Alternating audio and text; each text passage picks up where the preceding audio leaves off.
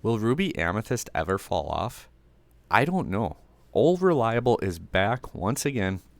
We have another deck to break down our deck core, tech cards, common ratios, and my deck list at the end. Link is down below for it. So what's going on, guys, and welcome back. Ruby Amethyst so far takes up 13% of our topping chart.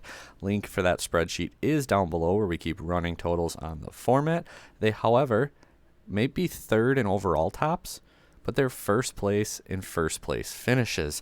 So this video is using 7 decks combined to get the information from, and how we do that, break it all down, stuff played at 1, 4th, 2, blah, blah, blah. And what you see on the screen right now is your deck core. What is the deck core? Out of the 7 decks that took first or second in these events, I put all the information into a spreadsheet and used it to make the video. And these are the minimum ratios played in every single one of those 7 top 2 finishing decks. I only use decks from tournaments that had at least 25 players as well, so we're not using like 10 player locals, stuff like that. At least 25 players. All that information on what counts as tops is in that spreadsheet, so you can go check that out. But these are the minimum ratios. So for example, Flynn Rider Frenemy. Most players played it at 4, but there was couple players who played them at 2, and since 2 was the lowest number, that is the common core, and that is, well, that's the lowest ratio of it. So similarly, Merlin Rabbit and Maui each played at 2 in a single list. So minimum ratio is 2. Every list played at least 2 Rabbit, at least 2 Maui. We see Chernobog is the go-to 1-drop. Then Snake obviously on 2. Your whole bounce package having the Fox as well. Sisu is just strong with or without the Flynn, so 4 there. We have the 4 goats. The reason Rabbit going down to 2 instead of being a 4 of is because the new Genie card is kind of, sort of replacing Rabbit. It's weird. I don't disagree. It's just a weird scenario because you don't get the double draw, but it's evasive. It's a 2/4, and he quests for 2. Elsa, Maui, Lady T, and Medusa also all in there as 2 ofs or a 3 of in Elsa's case. Obviously, your friends is going to be a 4 of. We're seeing Brawl being mandatory 4 of once again. Last format, it started to dip to 2 to 3 of. And then only 2 be prepareds in our deck core. 4 is still the most common ratio, which we'll get to in a little bit. However, more than a couple are playing it at just 2. So what are some cards outside of these? This is just your deck core. This compromises 43 out of your 60 cards. This does not mean you have to play all 43 of these, because as the format goes on, as we get more examples, the deck cores usually start to get slightly smaller and smaller and smaller. They usually stay above like 30, 35, but at 43, some of these cards are going to start to dwindle down as it goes on. What about tech cards? What other cards are seeing play? What other cards could you use? A couple 1-drops, we see Diablo and Magic Broom. Between Broom, Chernobog, and Diablo, they're your draw 1-drop cards. Diablo obviously gets you the draw whenever banished. Broom is nice because late game you can slap it down, throw it on another character, pop your Broom, draw a card right away, so that's good there. But Chernobog having the 2 strength also really helps him out there. If you want that extra little bit of strength, which this format so far, it's not as needed. That's why Crab is seeing less play, but Crab has seen some play. We briefly talked on why Rabbit is seeing a little bit lower counts in these decks, and that's because the Genie, the 2/4 evasive, again, when you play it, you draw a card. You don't get the draw when it leaves, but he's evasive, and he quests for 2 with 4 willpower. Also really helps dealing with things like Diablo. Maui Half Shark. I said it in our Ruby Sapphire video. I'm not huge on this card in other Ruby decks. Ruby Sapphire, I like the card. Ruby Amethyst, I'm not huge on this card. For the time it comes down in the game, I feel like there's just better cards you could be playing at that point of the game. However, it did see play in some of these lists. Scar Vicious Cheater, another one. It's kind of like B-Prep on legs where you get to save your board. Usually when Scar comes down, he's taking out 3 characters that turn. Big Sisu, another great card. Not only do you run the shift line for her, she can just board wipe your opponent with 2 strength or less characters. And against Green Steel Discard, that can actually do pretty good because it hits things like Prince John and whatnot that have ward. Speaking of discard, well, when discard is good, Finders Keepers is kind of good. It's just a mid to late game card that says draw 3 cards. Sure, it's not a song, you can't sing it, you take the turn off, but you get 3 more cards, you refill your hand, and then next turn you come back and just really swing that momentum into your favor. Dragonfire saw a little bit of play actually too in one of these lists. Not saying it's the removal choice I would go to personally. I still like Medusa and Tremaine both more, but hey, if you want to play it, go ahead and play it. You wouldn't be the first, and you will not be the last.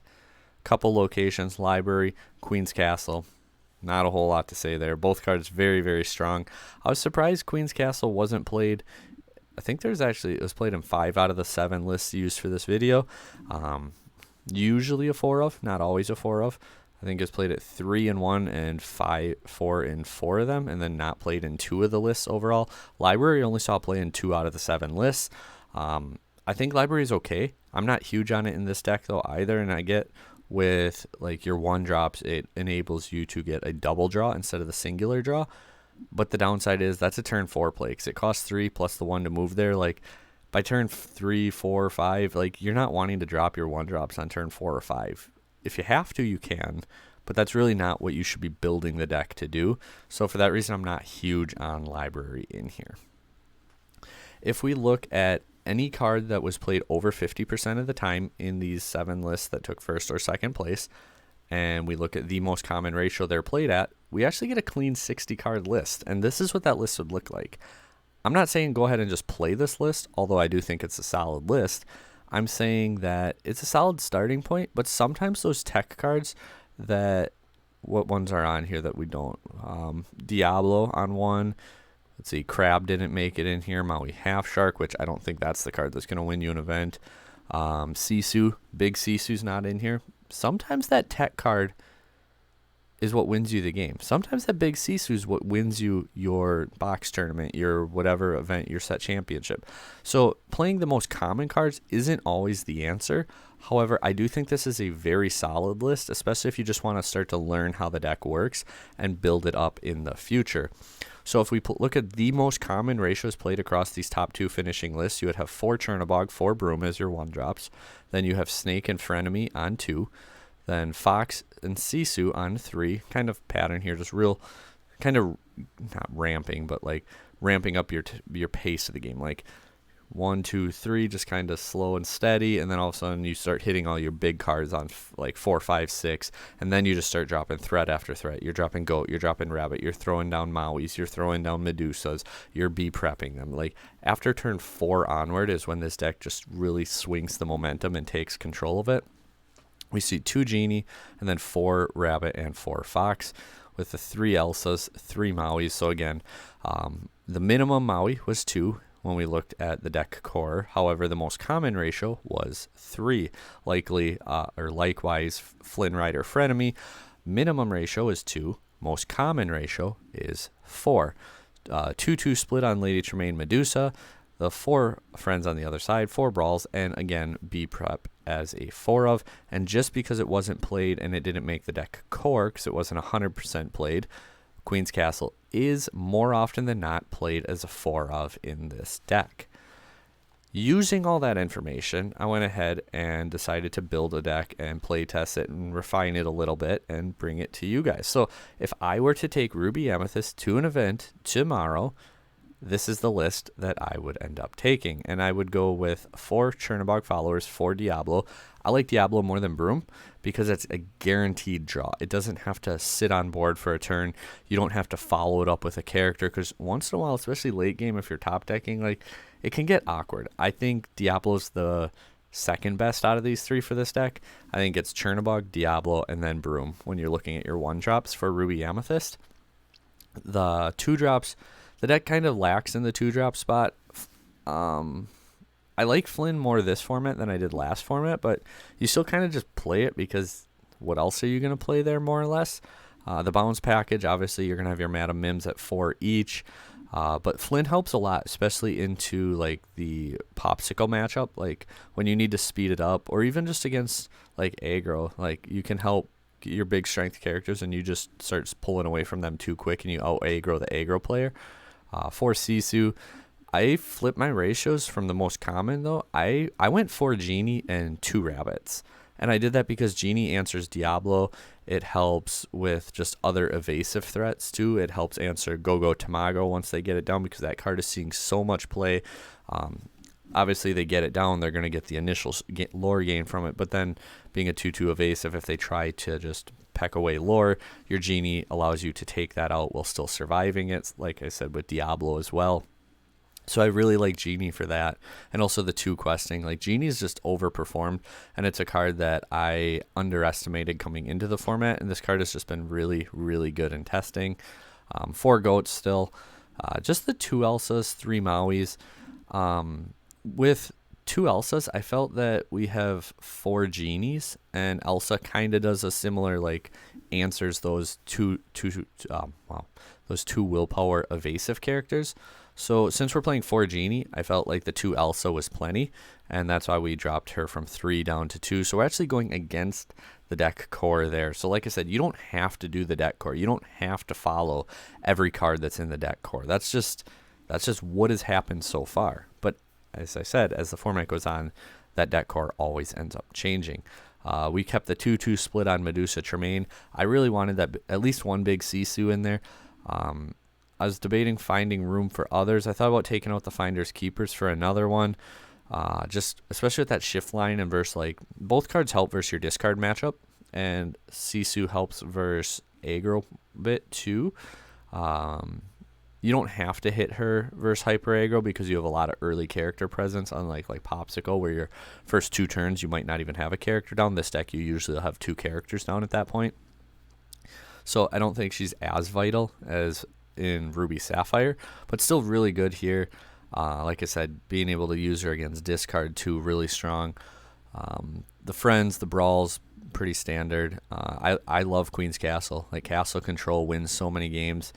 3B preps. I took the 1 prep out for the 1 big Sisu, and then again I thought about with the Finders Keepers. I was debating between Finders Keepers and a second big Sisu, and I'm like, I think just the one of, like, being an 8 cost uninkable cards, I didn't want to get too high and clunky in the build that way. So that's why we just have the 1 big Sisu. But yeah, Finders Keeper is really nice into that discard matchup. Like, you get to that 5 ink and you're like, oh, okay, they're discarding my hand, I'm running out. But you get Finders Keepers, you slap it down, you draw 3, you ink, you get to 6. That's like not the magic number, 7 would be, but it's a magic number, because now all of a sudden your Tremaines, your Medusas, that stuff is live, and that's what allows you to really claw your way back into the game. So again, if I were to play Ruby Amethyst today, this is probably the list that I would go ahead and bring to my event, and I'd feel pretty comfortable with it. I really like this deck. It's a deck I piloted a bunch the last format. It just felt really good into the meta we were in, and I still think that, because the meta, especially right now, it's so open. Like, there's so many good decks. You have your Popsicles, your Steel Songs, but then you also have like Purple Steel aggro. You have your Tempo aggros. You have, I mean, just your more standard tempo as well. But like Go-Go Tamago aggro, like there's a lot of variety in the format right now, and I think that's why Ruby Amethyst has the most first place finishes, because it covers all your matchups. It doesn't auto lose to anything, and it competes against everything. It might not just blow everything out of the water, but I never feel out of a match. Like, as soon as I see my opponent's 2 ink colors, I never feel out of it when I'm playing Ruby Amethyst. I feel like I always have a chance in that game, and that's one reason I really like this deck. But that's it for today. Thank you guys for watching. Until next time, like, share, subscribe, comment down below. Take care.